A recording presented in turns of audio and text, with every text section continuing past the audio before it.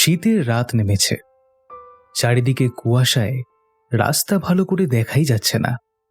কালু আজকে শখের বশে গ্রাম থেকে বহু দূরে মাল বিক্রি করতে গিয়েছিল, কিন্তু সেখানে গিয়ে সমস্ত মাল বিক্রি করে ঘরে ফিরতে ফিরতে অনেকটা রাত নেমে এলো।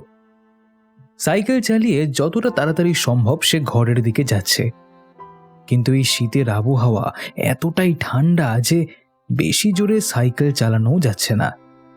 সত্যি বাবা, ঠান্ডাটা খুব পড়েছে আজকে। আমি তো আজকে আবার চাদরগুলোও নিতে ভুলে গেছি। কান দিয়ে ভালোই ঠান্ডা লাগছে। ওরে বাবারে, ও বেশি জোরে সাইকেল যে চালাবো না তারও কোনো উপায় নাই। এদিকে খিদেটাও আবার খুব চরম পেয়েছে। এখন যদি রাস্তার উপরে কোনো হোটেল খোলা পেতাম তাহলে খুব ভালো হতো, কিন্তু পাবো কি? এত ঠান্ডা, কেউ তো আর দোকান খোলা রাখবে না। না, মনে হচ্ছে আজকে খালি পেটেই যেতে হবে। পরদিন থেকে ভুলটা একদম করলে আর হবে না। আমাকে খাবার দাবার আগে থেকে নিয়ে তারপর বের হয়ে আসতে হবে। নিজের মনে মনে এইসব কথা বলতে বলতে সাইকেল চালিয়ে যাচ্ছে কালু। সকালবেলায় এসে রাস্তাটা তার চেনা হয়ে গেছে, অতএব সে তাড়াতাড়ি এখন বাড়ি ফিরতে চায়। গ্রামের রাস্তাটা ধরে বেশ কিছুটা যেতেই হঠাৎ তার চোখে পড়ল একটা আলো যেন কিছুটা দূরে রাস্তার পাশ থেকে আসছে। আরে, ওটা কিসের আলো? এখানে কি কিছু দোকান টোকান আছে নাকি? কই, আসবার সময় তো খেয়াল করলাম না। হতেও পারে। না, একবার যাই গিয়ে বরং দেখি একবার। যদি কিছু খাবার টাবার পাওয়া যায় তাহলে কিনে খেতে খেতে ঠিক চলে যাব। আর চায়ের দোকান হলে তো কোনো কথাই নেই, এক কাপ গরমা গরম চা খেয়ে তারপর উঠব।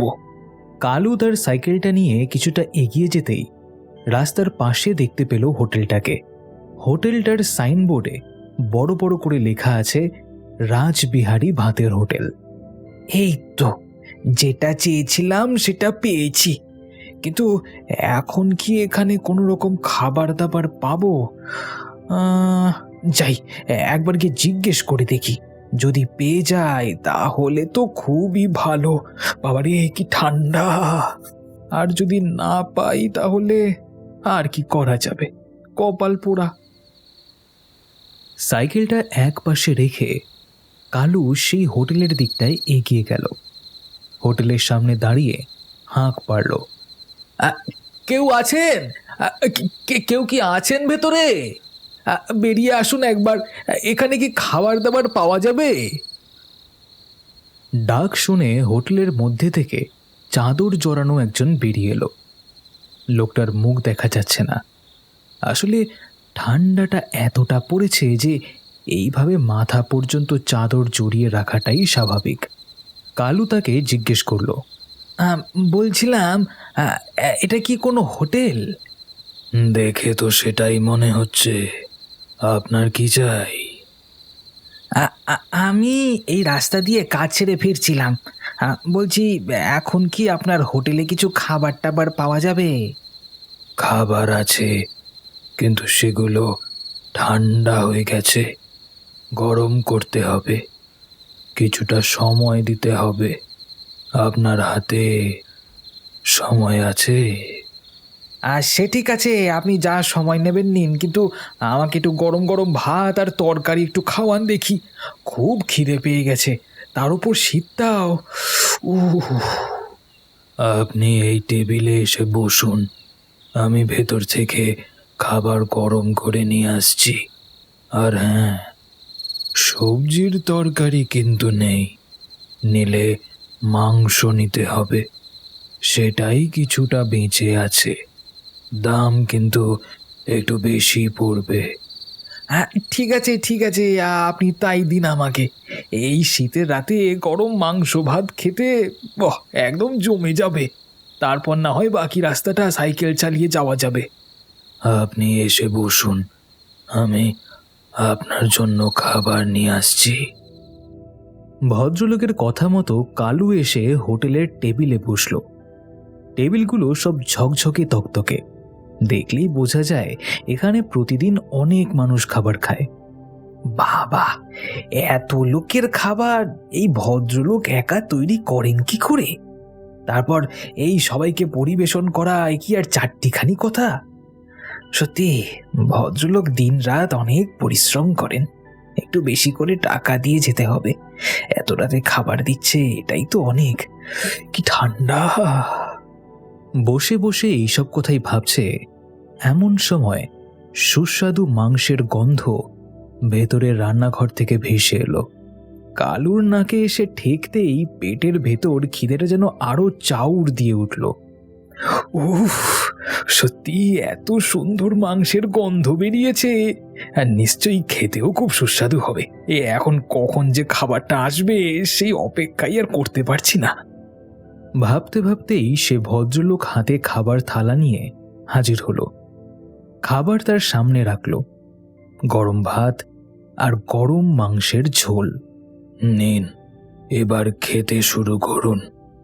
আপনার খাওয়া শেষ হয়ে গেলে আমাকে অনেক কাজ আরো করতে হবে।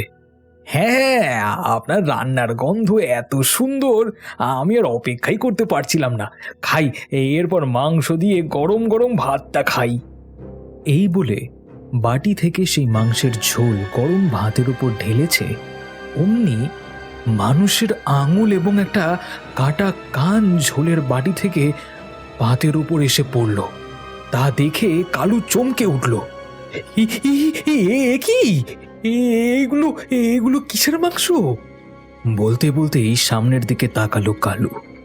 চোখের সামনে রাজবিহারীর বীভৎস মূর্তি দেখে প্রচণ্ড ভয় পেয়ে গেল সে। তার লাল চোখ দুটো প্রচণ্ড হিংস্র, মুখ দিয়ে তীক্ষ্ণ দাঁত জোড়া বেরিয়ে আসছে। আপনি কে? ওরে বাবারি, আপনি কে? খা, এবার তাড়াতাড়ি খা, এরপর তোকে নিয়ে কেটে রান্না করতে হবে তো, না হলে কালকের মাংস পাবো কোথায়? এই কথা শুনে আরো ভয় পেয়ে গেল কালু। সে খাবারের থালা ফেলে সেখান থেকে দৌড়ে পালানোর চেষ্টা করতে চাইল, কিন্তু কিন্তু রাজবিহারীর ভূত তাকে যেতে দিল না। তীক্ষ্ণ নখযুক্ত হাত দিয়ে পেছন থেকে তার ঘাড় টিপে ধরল। কালু যন্ত্রণায় ছটফট করতে লাগলো। আমাকে আমাকে আমাকে ছেড়ে দাও, আমি আমি আমি আর কোনোদিনও এখানে আসবো না। তোকে ছেড়ে দিলে আমার মাংস কম পড়ে যাবে তো। কালকে আমার খদ্দেররা খেতে পাবে না, তোকে আজকে মারতেই হবে, মরতেই হবে তোকে। এই বলে তাকে শেষমেশ মেরেই ফেলল সেই ভূত। তারপর কাঁধে করে নিয়ে চলে গেল রাজবিহারী ভাতের হোটেলের ভেতরে। দেবাশিস তার গ্রামের বন্ধুর বাড়ি যাবার জন্য ঘর থেকে বেরোচ্ছে। এমন সময় তার বোন দীপিকা বলে উঠল, হ্যাঁ রে দাদা, গ্রামে ভূত দেখা যায়। আমি তো কত ভূতের গল্প বইতে পড়েছি যে সেখানে নাকি অনেক ভূত দেখা যায়। আসলে কি জানিস তো বোন, আমি আগে সেভাবে কোনোদিন গ্রামে যাইনি, তাই ঠিকভাবে বলতে পারছি না। তাহলে তোর এই বন্ধুর সাথে দেখা হলো কিভাবে? আরে, একটা বই মেলায় আমাদের পরিচয় হয়েছিল রে। কিষান একদমই বইয়ের পোকা, এসেছিল বই কিনতে। সেখানে আমি একটা ছোটখাটো সমস্যায় পড়ে গিয়েছিলাম। সেই সমস্যা থেকে আমাকে উদ্ধার করেছিল সে। সেই থেকে আমাদের বন্ধুত্ব। দাদা চল না, আমিও যাব তোর সাথে, আমাকেও নিয়ে চল। ধুর পাগলি, তুই ওখানে গিয়ে কি করবি? তাছাড়া আমি যখন তোর বান্ধবীর বাড়ি যাব বলি তখন কি আমাকে নিয়ে যাস তুই? তুই ভাবিস আমি ওখানে গিয়ে তোর বান্ধবীকে হয়তো প্রপোজ করে দেব? ডাকাত ভাবিস তো আমাকে? মোটেই না। আমার কোন বান্ধবীটাকে তোর পছন্দ বল না, আমি নিজে গিয়ে তাকে বলে আসছি তোর ব্যাপারে কথা। থাক থাক, তোকে আর ওসব বলতে হবে না। তুই কত আমার কাজ করে দিস তা আমি ভালো করে জানি। ভাঙচি দিতে তুই একেবারে ওস্তাদ। তাহলে তুই আমাকে নিয়ে যাবি না, তাই তো? কোনো মতেই না। আমি কিছুদিন গ্রামে যাব, আনন্দ করব এবং চলে আসব। ভূত দেখলে আমাকে বলবি কিন্তু। এমন করে বলছিস যেন আমি ওখানে ভূত দেখতে যাচ্ছি। জাগে সর, আমাকে বেরোতে দে। দেবাশিস বেরিয়ে পড়ল তার বন্ধুর বাড়ির উদ্দেশ্যে। অনেকটা রাস্তা জার্নি করে দেবাশিস যখন ট্রেন থেকে গ্রামের স্টেশনে নামলো তখন রাত হয়ে গেছে। চারিদিকে কুয়াশা আসতে শুরু করেছে। স্টেশনে নেমেই সে অবাক হলো, চারিদিকে কেউ কোথাও নেই। একটা ভ্যান রিক্সা পর্যন্ত সেখানে দেখা যাচ্ছে না।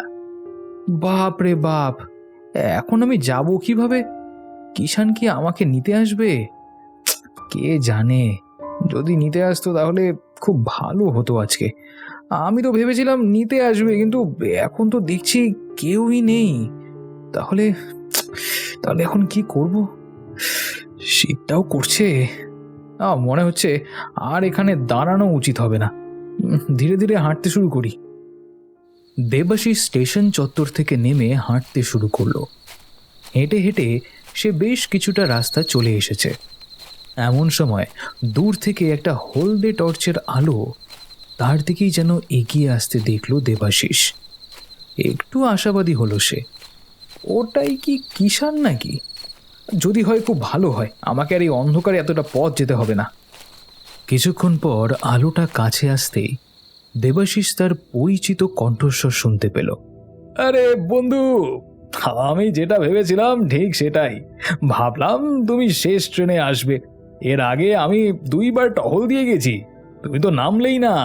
তাই আমি বাড়ি ফিরে গিয়েছিলাম, কিন্তু ভাবলাম রাতের শেষ ট্রেনটাও একবার তো টহল দিয়েই আসি। যাক বাবা, বাঁচা গেল। আমি এতক্ষণ ভয়েই মরে যাচ্ছিলাম, ভাবছিলাম তুমি আসবে কিনা। চলো, এখন তোমার সাথে গল্প করতে করতে এই শীতের আবহাওয়ায় গা ভাসিয়ে খুব মজাই হবে। যাওয়া যাক, চলো চলো। হ্যাঁ বন্ধু, চলো। আর শীতটাও কিন্তু খুব ভালোই পড়েছে, বলো। তারা দুজন পাশাপাশি হাঁটতে শুরু করলো। দেবাশিস বলল, আমাদের শহরে এরকম অন্ধকারপূর্ণ পরিবেশ খুবই কম দেখা যায়, কিন্তু নিস্তব্ধতা একদমই নেই সেখানে। এখানে এসে সত্যি আমার কানগুলো যেন পরম আনন্দ পাচ্ছে। হ্যাঁ, তা যা বললে। যে যেখানে থাকে তার বিপরীত পরিবেশটাই তার ভালো মনে হয়। এই যেমন আমার আবার কিন্তু শহর গেলে খুব ভালো লাগে। আসলে আমি গ্রামে থেকে থেকে অভ্যস্ত হয়ে গিয়েছি। তা যা বলেছ। তা এতটা রাস্তা একা এলে তোমার ভয় করে না? ভয়? ভয় করবে কেন? আরে আমি তো এখানকারই মানুষ, কখন কত শত সময় বেরোই আমি। আর তা তুমি কখন বেরিয়েছিলে? বেরিয়েছিলাম তো ওই দুপুরবেলায়। ট্রেনটা পৌঁছতে অনেকটাই দেরি করে ফেললো, মাঝখানে আবার অনেকটাই লেট ছিল ট্রেনটা। সেই আর কি। কেমন ঠান্ডা শীতল হাওয়া বইছে দেখেছো? এই প্রশ্নটা কিষান করছে এমন সময় হঠাৎ করেই তার আশেপাশের ঝোপঝাড়গুলো যেন একটু নড়ে উঠল। দেবাশিস একটু ভয় পেয়ে গেল, বলল, এই আরে এখানে আবার কিছু নেই তো? এভাবে ঝোপঝাড়গুলো নড়ে উঠছে কেন? আরে ভয়ের কিছু নেই, মনে হচ্ছে হাওয়া দেওয়ার কারণে এইসব হচ্ছে। তার কথা শেষ হতে না হতেই হঠাৎ করে ঝোপের মাঝ থেকে কতগুলো শিয়ালের দল বেরিয়ে আসে এবং তাদের সামনে দাঁড়ায়। তাদের হিংস্র মূর্তি দেখে তারা দুজনেই খুব ভয় পেয়ে গেল। হঠাৎ করে তাদের চোখের সামনে যে এইভাবে শিয়ালগুলো এসে দাঁড়াবে সেটা তারা বুঝতে পারেনি।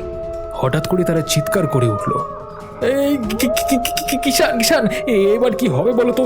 এই শিয়ালগুলো তো আমাদের খেয়ে ফেলবে। উরে বাবা রে, এগুলো কি হলো? এরা তো আগে কোনোদিন এইরকম ভাবে আক্রমণ করেনি, এই হঠাৎ আজকেই। ভাই, অত ভাবার সময় নেই, বাঁচতে চাইলে পালাও পালাও। এই বলেই তারা দৌড়তে শুরু করলো। পেছনে পেছনে শিয়ালের দল দৌড়তে থাকলো। দৌড়াতে দৌড়াতে কিষানের হাত থেকে আলোটা কোথায় যেন ছিটকে পড়ে গেল। তারপর তারা অন্ধকার রাস্তার মধ্যে দুজনে দুদিকে ভাগ হয়ে অন্ধের মতন ছুটতে থাকলো। কিষান যে অন্ধকারের মধ্যে কোথায় গেল সেটা দেবাশিস বুঝতে পারল না। দেবাশিস চিৎকার করতে করতে দৌড়তে থাকলো, কিষান কিষান, তুমি কোথায়? আমি তো অন্ধকারে কিছুই দেখতে পাচ্ছি না। আমাকে দয়া করে বাঁচাও, এই শিয়ালের দলের হাত থেকে বাঁচাও, কোথায় গেলে? এভাবে দৌড়তে দৌড়তে হঠাৎ একটা আলো দেখতে পেল দেবাশিস। আলোটা রাস্তার পাশ থেকে আসছে। সামনে একটা বাঁশের ঝাড়। দেবাশিস কোনো রকমে দৌড়ে গিয়ে হোটেলের আলোর দায়রার মধ্যে এসে হাঁপ ছেড়ে বাঁচল। মুখ তুলে দেখল রাজবিহারী ভাতের হোটেল। কিছু বলবার আগেই হোটেলের মধ্যে আবছায়া অন্ধকার থেকে চাদর ঢাকা দেওয়া একজন লোক বেরিয়ে এলো। তার সামনেই কিছুটা দূরে দাঁড়িয়ে জিজ্ঞেস করলো, কে আপনি? কি চাই এখানে? লোকটির প্রশ্নে দেবাশিস ব্যস্ত হয়ে বলল, আমি শহর থেকে এসেছি। ট্রেন থেকে নেমে হেঁটে হেঁটে আসছিলাম এখানে। এমন সময় কতগুলো শিয়ালের দল আমাকে তাড়া করলো। আমি দৌড়াতে দৌড়াতে এখানে চলে এসেছি। বেশ করেছে, আসুন, ভেতরে আসুন। আমার বন্ধু যে অন্ধকারের মধ্যে কোথায় গেল আমি তাকে খুঁজেই পেলাম না, তাই ভয়ে আমি দৌড়াতে দৌড়াতে। নিশ্চয়ই আপনার খুব খিদে পেয়েছে, এতটা দৌড়ে এসেছেন, ক্লান্তি আছে শরীরে নিশ্চয়ই। হ্যাঁ, খিদে পেয়েছে বটে। আপনার তো দেখছি এটা হোটেল, তা আপনার কাছে কোনো খাবার দাবার হবে? হবে বই কি, তাই জন্যই তো জিজ্ঞেস করছি আমি। তা মাংস ভাত চলবে তো? আমার দোকানে আবার এখন অন্য কিছু নেই। যা আছে দিন আপনি, তাতেই হবে। আমার ভয়ে বুকটা হাঁপাচ্ছে বাবা। আর একটু হলে তো ওই শিয়ালগুলোর খাদ্যে পরিণত হতাম আমি। রাত্রিবেলায় এখানে এসে কি যে ভুল করেছি। ওহ, আসলে গ্রামের শীতকালটা এই রকমই হয়। বেশি রাত করে বাইরে বের হতে নেই, না হলে শেয়ালের খপ্পরে পড়ে প্রাণ ত্যাগ করতে হয়। এই জানা রইল, এখন এখান থেকে ভালোই ভালোই খেয়ে দিয়ে বেরোতে পারলে বাঁচি। জানি না আমার বন্ধুটি আবার আমাকে খুঁজতে আসবে কিনা। ভয় পাবার কিছু নেই, আমি তো আছি। আপনি আসুন, ভেতরে এসে বসুন। লোকটার বারবার অনুরোধে দেবাশিস হোটেলের মধ্যে গিয়ে বসল। ভয়ে তখনও এই শীতের মধ্যে তার গোটা শরীর ঘামছে, বুক দুরুদুরু করছে। এর আগে সে কোনোদিন এই রকম বিপদের মধ্যে পড়েনি। এই প্রথম তাকে প্রাণ নিয়ে এত দূর পালাতে হলো। এসবই সে বসে বসে ভাবছে। এরই মধ্যে সুস্বাদু মাংসের গন্ধ তার নাকে এসে ঠেকল। যাক, রাত্রেবেলায় অন্তত একটা হোটেল খুঁজে পেলাম। এখন খিদেটা মেটানো যাবে এখান থেকে। তারপর বন্ধুর বাড়ি যাওয়া হলে হবে, না হলে এখান থেকেই ভোরের ট্রেন ধরে বাড়ি ফিরে যাব। মনে মনে এইসব পরিকল্পনা করে দেবাশিস অপেক্ষা করতে লাগলো তার খাবার আসবার অপেক্ষায়। কিছুক্ষণ পর লোকটা খাবারের থালা তার সামনে এনে রাখলো। নিন বাবু, তাড়াতাড়ি খেয়ে নিন, আমার আবার এরপর অনেক কাজ আছে। দেবাশিস তার কথা মতো মাংসের বাটি থেকে ঝোল আর মাংস পাতে ঢালতেই ভয়ে শিউরে উঠল। তার পাতে একটা মানুষের কাটা হাতের কিছুটা অংশ পড়েছে। দেবাশিস ভাতের থালা ফেলে ছিটকে উঠে পড়ল। তারপরই চাদর মুড়ি দেওয়ার লোকটা তার চাদর সরিয়ে সামনে প্রকট হলো। তার ভয়ঙ্কর মূর্তি দেখে দেবাশিস প্রচন্ড ভয়ে চিৎকার করে উঠল, এই ওরে বাবারে, তুমি কে? আমাকে দয়া করে ছেড়ে দাও, আমি আর কোনোদিন এখানে আসবো না।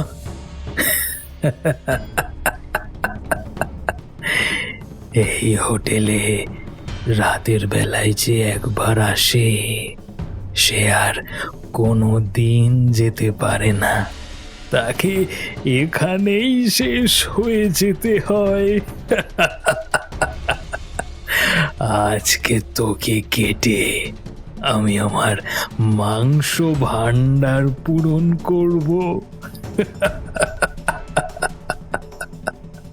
দেবাশিস আর একটাও কথা ভাবল না, আবার সেখান থেকে দৌড়তে শুরু করলো।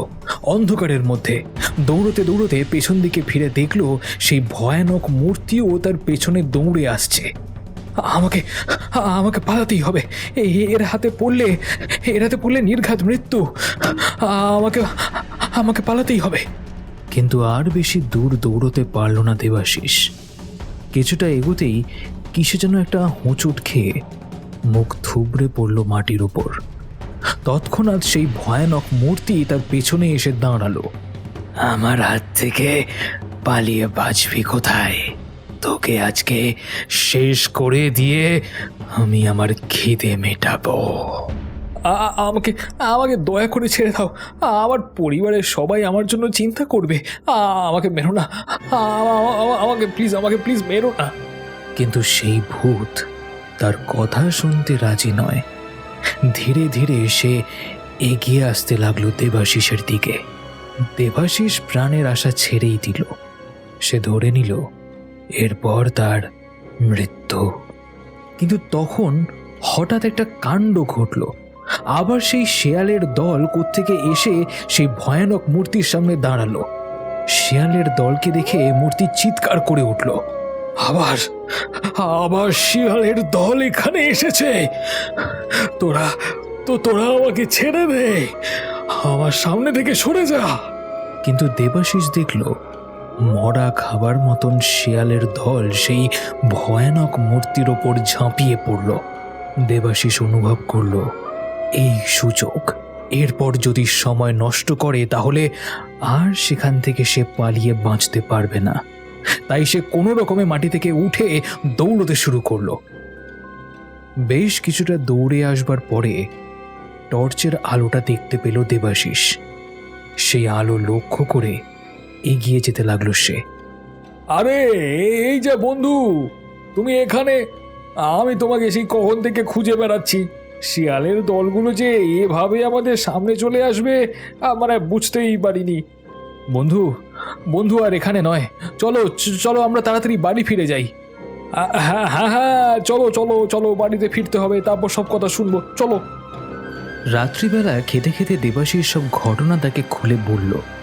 সব শুনে কিষান বলল, আমি বুঝতে পেরেছি তুমি কার কথা বলছো। ওর নাম হলো রাজবিহারী। ওই বাঁশতলার কাছে ওর একটা হোটেল ছিল। খুব সুস্বাদু খাবার বানাতে পারতো। অনেক রাত পর্যন্ত তার হোটেল খোলা থাকতো। পথ চলতি মানুষরা খিদে পেলেই তার হোটেল থেকে খেত। তাহলে ওই ভদ্রলোক মারা গেছে কিভাবে? সে এক খুব ভয়ঙ্কর ব্যাপার। আসলে ব্যাপার হচ্ছে, তার সুস্বাদু মাংসের গন্ধে মানুষও যেমন আসতো, তেমন অনেক হিংস্র প্রাণীও আসতো। যেমন ওই শিয়ালের দল এসে ওই বনের মাঝে ওত পেতে থাকতো। একদিন এইরকমই রাতে সবার অজান্তেই শিয়ালের দল এসে রাজবিহারী কাকাকে আক্রমণ করে মেরেই ফেললো। আমরা সকালবেলা গিয়ে তার মৃতদেহ দেখেছিলাম। মৃতদেহ বললে ভুলই বলা হবে, একটা হাত খাওয়া মরা। সে দৃশ্য দেখে আমরা যে কতদিন ভালো করে ঘুমাইনি। গোটা শরীর থেকে শিয়ালের দলরা মাংস খুবলে খুবলে নিয়েছিল। তাই তারপর থেকে গভীর রাতে এসে হোটেল খুলে অপেক্ষা করে যদি কোনো মানুষ সেখানে গিয়ে পৌঁছায়, আর পৌঁছালে তার আর রক্ষে নেই। তুমি যে সুস্থভাবে বেঁচে ফিরেছো এটাই অনেক। প্রথম দিনেই আমাদের এখানে ঘুরতে এসে তোমাকে এইসব বিপদের মধ্যে পড়তে হবে সেটা আমি সত্যিই ভাবিনি। বড় খারাপ লাগছে গো। না, তাতে কি, ভালোই হলো। আসবার সময় আমার বোন বলেছিল গ্রামের দিকে নাকি ভূত দেখতে পাওয়া যায়। বাড়ি ফিরে গিয়ে ওকে বেশ আয়েশ করে এই ভূতের গল্পটা শোনাবো আমি।